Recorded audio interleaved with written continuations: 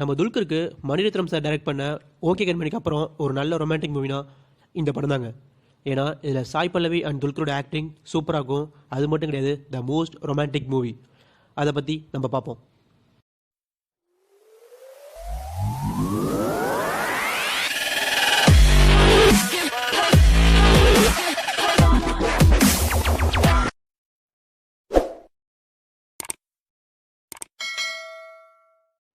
இந்த படத்தோட பேர் களி. நம்ம நினைக்கிற மாதிரி கேப்ப அந்த மாதிரிலாம் கிடையாதுங்க. களி அப்படிங்கிற மீனிங் வந்து படத்தோட பேர் அப்படி வச்சுருக்காங்க. இந்த படத்துக்கு ஐஎம்டிபியில் கொடுத்த ரேட்டிங் வந்து 6.7 அவுட் ஆஃப் 10க்கு அண்ட் புக் மை ஷோ 78%. என்னடா புக் மை ஷோவில் எப்போ ரேட்டிங்லாம் கொடுக்க ஆரம்பிச்சாங்க அப்படின்னு கேட்டிங்கன்னா, அவங்க ரேட்டிங்லாம் கொடுக்குறது இல்லை. பட் வந்து 78% பீப்புள்ஸ் வந்து லைக் பண்ணியிருக்காங்களாமா இந்த படத்தை. போய் பார்க்கலாம் அப்படின்னு சொல்லி அவங்க ப்ரிஃபர் பண்ண ஒரு டீம், அவ்வளோதான். அண்ட் இந்த படம் 2016 வந்தது. இந்த படத்தோட டைரக்டர் சமீர் தாஹிர். அவர் இந்த படத்தோட டேரக்டர் மட்டும் கிடையாதுங்க, அவர் ஒன் ஆஃப் த ப்ரொடியூசர் கூட. படத்தோட ப்ரொடியூசர்ஸ் 2 பேர், அதில் இவர் ஒரு ப்ரொடியூசர். அண்ட் இந்த படத்தோட கேஸ்ட் அண்ட் க்ரூ வந்து பார்த்தீங்கன்னா டிக்யூ, அதான் துல்கர் சல்மான் அண்ட் செம்பன் ஜோஸ், விநாயகன், சோபின் சாஹிர், அஞ்சலி நாயர், இந்த மாதிரி பல பேர் நடிச்சிருக்காங்க. அது ஒரு பெரிய கேங் அது. இந்த படத்தோட மியூசிக் டைரக்டர் வந்து கோபி சுந்தர். இவர் இந்த படத்தை மட்டும் போடல, இது மாதிரி பல படத்தை போட்டிருக்காரு. ஃபார் எக்ஸாம்பிள் பெங்களூர் டேஸ், நம்ம மலையாளத்தில் வந்து, அதுக்கப்புறம் தமிழில் டப்பான பெங்களூர் டேஸ் ஆகட்டும், அதுக்கப்புறம் தெலுங்கில் கூட ஒரு 2-3 மூவிஸ் போட்டிருக்காரு. இந்த படத்தோட டைரக்டர் சமீர் தாஹிருக்கு டிகே வச்சு டைரக்ட் பண்ணுற 2வது படம். ஏன்னா ஆல்ரெடி ஒரு ஃபர்ஸ்ட் ஒரு படம் எடுத்திருக்காரு. அதுக்கப்புறம் செகண்ட் மூவி 2016 எடுத்த படம் தான் களி. படத்தோட ஸ்டோரி பார்த்தோம்னா ரொம்ப ஷார்ட் டெம்பராக இருப்பார் டிக்யூ. பட் வந்து ரொம்ப கேரிங்காக, அதுக்கு அப்படியே ஆப்போசிட்டாக இருக்கிற ஒரு கேரக்டர் தான் சாய் பல்லவி. சாய் பல்லவி வந்து ஆஃப்டர் பிரேமம் அவங்களோட செகண்ட் மூவி இது. பட் மலையாளத்தில் வந்து தனக்குன்னே ஒரு ஃபேன்ஸை வந்து ஏற்படுத்தி வச்சுக்கிற ஒரு பெரிய ஒரு ஸ்டாரில் இவங்களும் ஒரு ஆள். சாய் பல்லவி பற்றி சொல்லி ஆகணுங்க. என்னதான் இவங்க வந்து கொடைக்கானலில் பிறந்து, தமிழ்நாட்டில் பிறந்து, ஜார்ஜியாவில் வந்து படித்து ஒரு டாக்டராக இருந்தாலும், S she is a doctor, ஒரு டாக்டராக இருந்தாலும் அவங்களுக்கு வந்து ஒரு பேஷன், அந்தளவுக்கு ஒரு ஃபிலிம் மேலே ஒரு பேஷன் இருந்திருக்கு. அவங்க வந்து ஒரு டான்ஸர், பெஸ்ட் டான்ஸர். உங்களில் யார் அடுத்த பிரபுதேவா அந்த டான்ஸ் ஷோவில் வந்து பார்ட்டிசிபேட் பண்ணி, அதுக்கப்புறம் பிரேமம் சான்ஸ் வாங்கி, அதுக்கப்புறம் பிரேமமில் நடித்ததுக்கப்புறம் மலையாளத்தில் இருக்க எல்லாரையும் திரும்பி பார்க்க வச்ச ஒரு ரோல், அந்த மலர் டீச்சர் அப்படிங்கிற ரோல். அந்த ரோல் பண்ணதுக்கப்புறம் சாய் பல்லவி யார் அப்படின்னு சொல்லி தான் தமிழ்நாட்டுக்கு தெரிய வந்துச்சு. அதுக்கு முன்னாடி தமிழில் படம் பண்ணாச்சுங்களாம் கேட்டிங்களா, படம் வந்து பண்ணியிருக்காங்க. பட் ஆஸ் அ சைட் ரோலராக வந்து ஒரு படம் பண்ணியிருக்காங்க.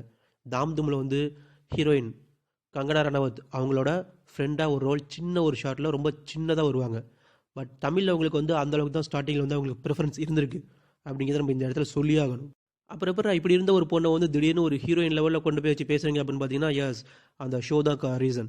அந்த ஷோவில் அவங்க பார்ட்டிசிபேட் பண்ணாங்க, அந்த ஷோவில் அவங்க ஜெயித்தாங்க. அது அங்கே உள்ள டைரக்டருக்கு தெரிய வர அவங்க தூக்கி போட்டு ஒரு நல்ல ஒரு டீமோட ஃபார்ம் பண்ணி இந்த படத்தை எடுத்தாங்க. படம் வந்து உங்கள் எல்லாத்துக்குமே தெரியும், படம் எப்பேற்பட்ட படம், எப்படி ஓடுனுச்சு அப்படிங்கிறது. ஸோ படத்தை பற்றி நம்ம சொல்ல தேவையில்ல. டிக்யூ வந்து நான் ஸ்டார்டிங்கில் சொன்ன மாதிரி அவர் ஒரு ஷார்ட் டெம்பர் தாங்க. அதே மாதிரி இந்த சோபின் சாஹிர், அவரை பற்றி கண்டிப்பாக சொல்லியாகணும். அவர் வந்து மலையாள படத்தை வந்து பார்க்குறவங்களுக்கு மேக்ஸிமம் தெரிஞ்சிருக்கும். அவர் மலையாளத்தில் ஒரு பெரிய காமெடியன். லைக் நம்ம சந்தானம் கூட சொல்ல முடியாது, அவர் கூட இப்போ ஹீரோ ஆகிட்டார். இப்போ இருக்க யோகி பாபு, மலையாள படங்களில் 10 படம் பார்த்தீங்கன்னா அதில் 8 படம் இவர் சோபின் சாஹிர் இல்லாமல் படமே பார்க்க முடியாது.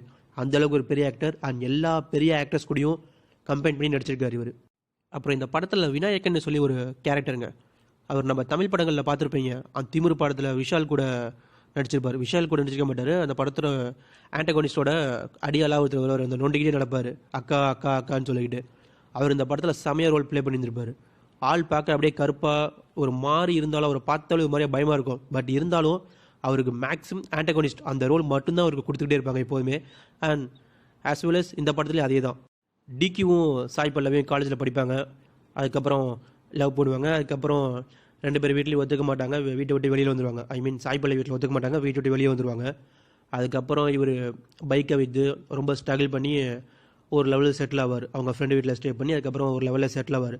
அதுக்கப்புறம் இவருக்கு பேங்க்கில் வந்து ஒரு ஜாப் கிடைக்கும். அங்கே கொலிக்காக தான் வந்து சோபின் சாஹிர் இருப்பார்.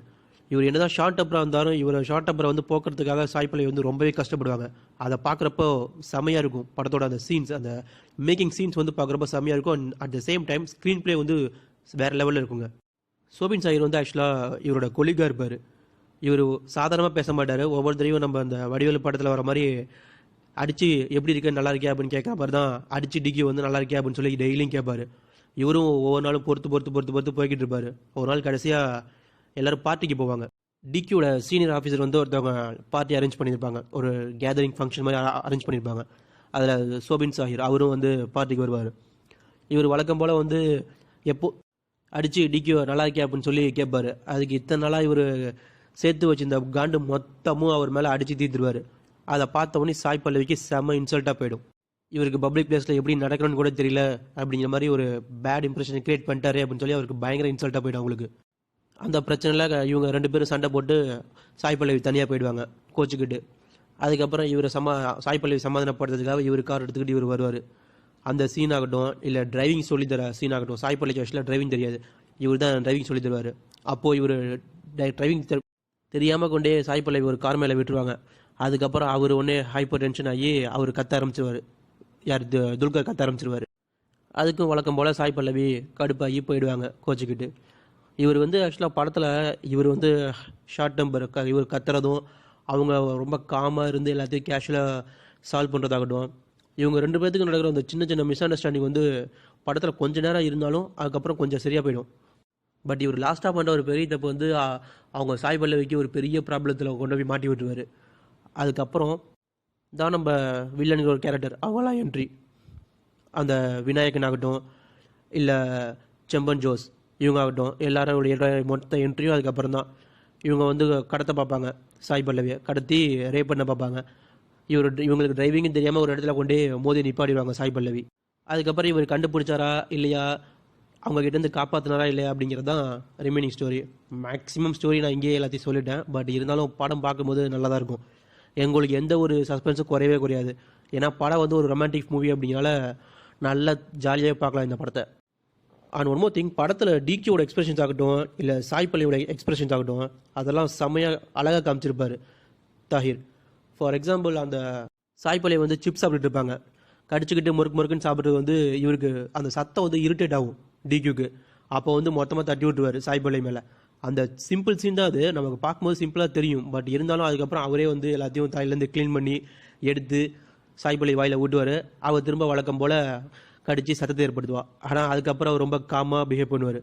அவகிட்ட மட்டும்தான் அவர் காமாக பிஹேவ் பண்ணுவார். அவர் சொல்கிறது மட்டும்தான் அவர் கேட்பார், மற்றபடி யார் சொல்கிறதையும் கேட்கவும் மாட்டார். அவர் அந்தளவுக்கு ஒரு அரகண்டான கேரக்டர். அரகண்ட்டுன்னு அவங்களும் சொல்ல முடியாது, பட் ஆனால் ஷார்ட் டெம்பர் அப்படின்னால கையில் எப்போதுமே ஒரு ஸ்மைல் பால்னு வச்சுக்குவார்.